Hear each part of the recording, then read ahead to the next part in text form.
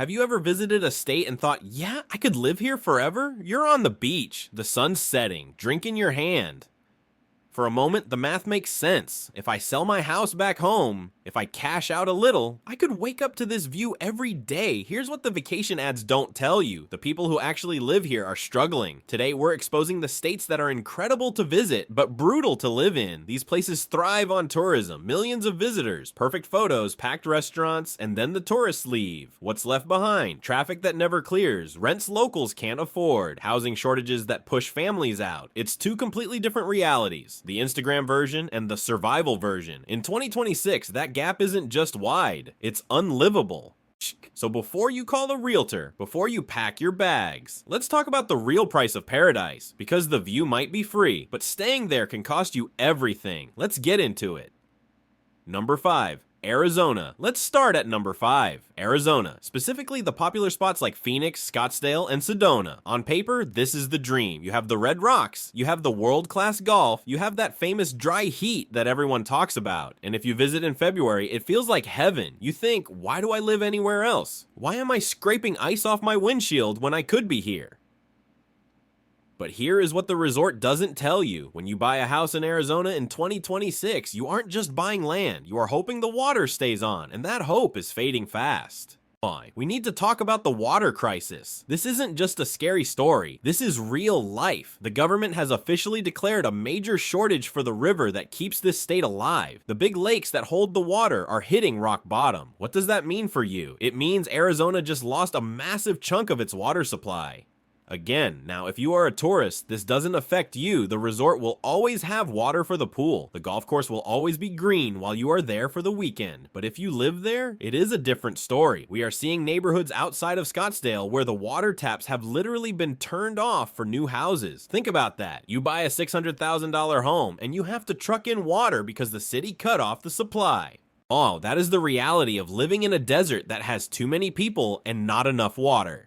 The lifestyle they sell you doesn't match the reality of the ground beneath your feet. You are planting lush green lawns in a place that gets almost zero rain. It makes no sense. It messes with your head. You are watching your neighbor water their driveway while the news tells you the lakes are drying up. But let's put the water aside for a second. Let's talk about the cost. Arizona used to be affordable. It used to be the place where you could get a mansion for the price of a condo in Los Angeles. That ship has sailed. It hit an iceberg and sank. Short-term rentals have absolutely taken over these neighborhoods. If you move to a nice street in Sedona or Scottsdale, look to your left, look to your right. Those aren't neighbors. Those are ghost hotels. You don't have a community. You have a revolving door of bachelorette parties and golf weekends. Try raising a family when the house next door is a nightclub every Friday, Saturday, and Sunday. It wears you down. You call the police, but there is nothing they can do. The investors who own these properties don't live there. They don't care about your noise complaint. They only care about how many nights are booked. So you are living in a hotel lobby, but you are paying property taxes like a homeowner. And then there is the heat. I don't mean the dry heat you enjoy by the pool with a cocktail. I mean the 2026 reality of heat. We are seeing streaks of 110-degree days that last for weeks. This isn't just uncomfortable, this is dangerous. Your AC unit isn't just a machine here.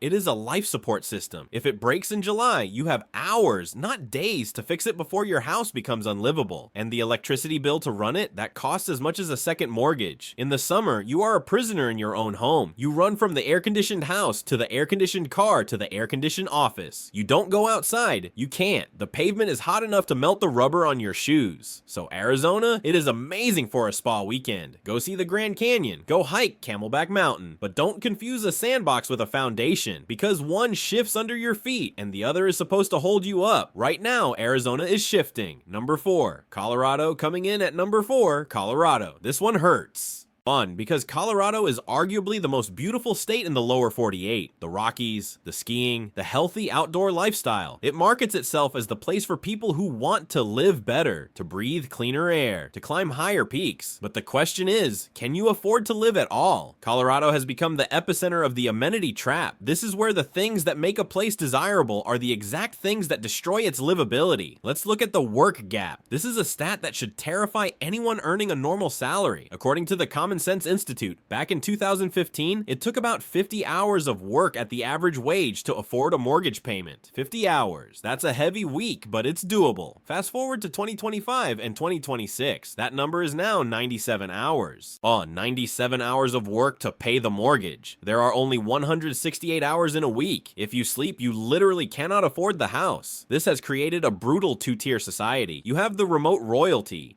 People bringing California or New York salaries, working from their Mountain View laptops. They can afford the $900,000 starter home. And then you have everyone else. The service serfs, the teachers, the firefighters, the nurses, the people who actually make a town function. They are being pushed further and further out. In towns like Aspen or Vail, this isn't news, but this Aspen effect has spread. It is in Denver, it is in Colorado Springs, it is in Fort Collins. We are seeing situations where the fire chief cannot afford to live in the town he is supposed to save from a wildfire.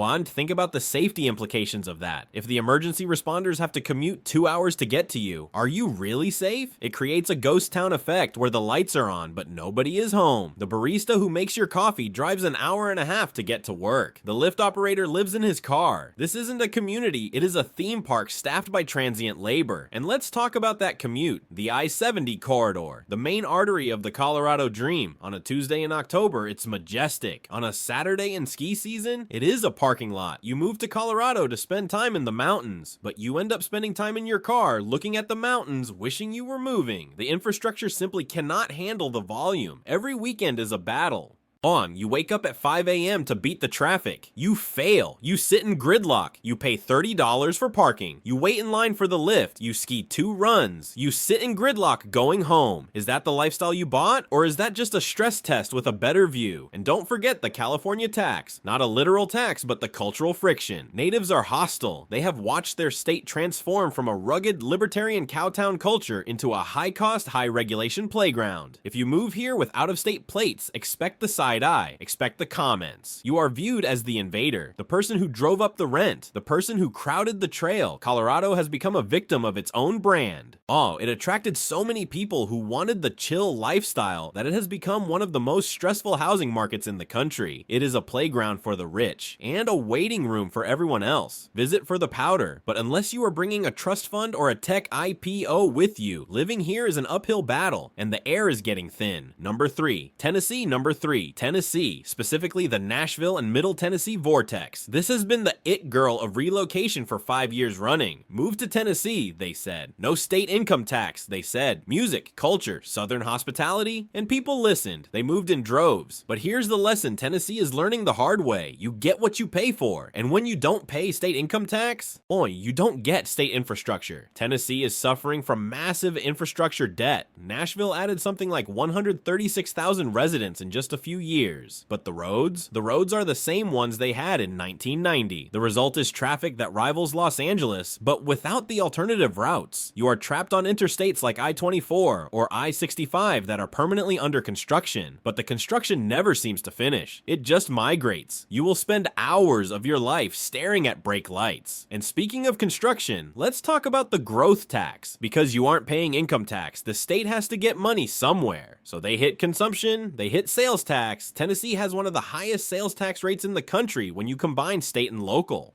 You pay nearly 10% on everything you buy. Groceries, clothes, gas. So are you really saving money or are you just paying it at the register instead of the paycheck? But the hidden tax is in the cost of living spike. Construction costs in the region spiked 30 to 50% in late 2025. Why does that matter to you? Because if you rent, that cost is passed directly to you. If you buy, you are paying a premium for build quality that is frankly rushed. We are seeing new developments go up in months. Stick frame apartments that look nice but have walls as thin as paper and falling apart in years. It's the boomtown curse. Everything is new, but nothing is solid. And then there is the culture shift, the bachelorette party factor. Downtown Nashville used to be the heart of the music industry. Real songwriters, real grit. And now it is an adult theme park. It is a woo girl factory. It is party buses and pedal taverns clogging up the streets. If you live there, you avoid downtown like it is a radioactive zone. You lose the center of your own city to the tourists. The locals retreat to to the suburbs, but the suburbs are getting expensive too, so they retreat further out. Suddenly, your commute is an hour each way, so where is the quality of life? You save 4% or 5% on income tax, but you spend 15% of your life in a car, and you pay 20% more for housing than you would have 3 years ago. The math starts to break down, and let's talk about the weather. People think Tennessee is mild. It isn't. It is humid. It is stormy. Tornado season is real, and it is terrifying. You aren't dodging hurricanes like Florida, but you are watching the sky turn green and running for the bathtub. Tennessee is a fantastic weekend. The music is still great. The food is heavy and delicious, but living there feels like living in a construction site that throws a party every night until 3 a.m.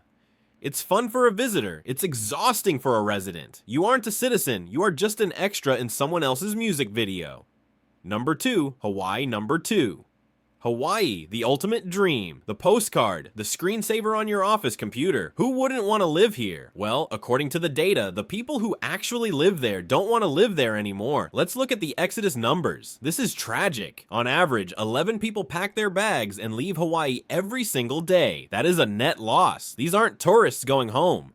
These are families. These are locals. These are people whose ancestors are buried on the islands. Why are they leaving? Because Hawaii has become a golden cage. The cost of living is suffocating. We are talking about a median home price hovering around $870,000 for a median home, not a mansion on the beach, a regular rusty house that needs a new roof. Electricity is triple the mainland average. Groceries are double. You pay a paradise tax on every single thing you touch. A gallon of milk costs $9. A tank of gas feels like a robbery. Everything has to be shipped in, and you pay for the shipping. You burn through your savings just trying to buy the basics. But the economic pain is only half the story. The other half is the tension. There is a specific look you get in Hawaii when you say you just moved there. It's not anger, it's exhaustion. To you, this island is a paradise you discovered. To them, you are just another person adding traffic to a 2-lane highway that hasn't been widened since 1980. They don't hate you, they just know you won't last long enough to matter. You see, Hawaii has a churn rate. Mainlanders move there with stars in their eyes. I'll surf every day. I'll live simply.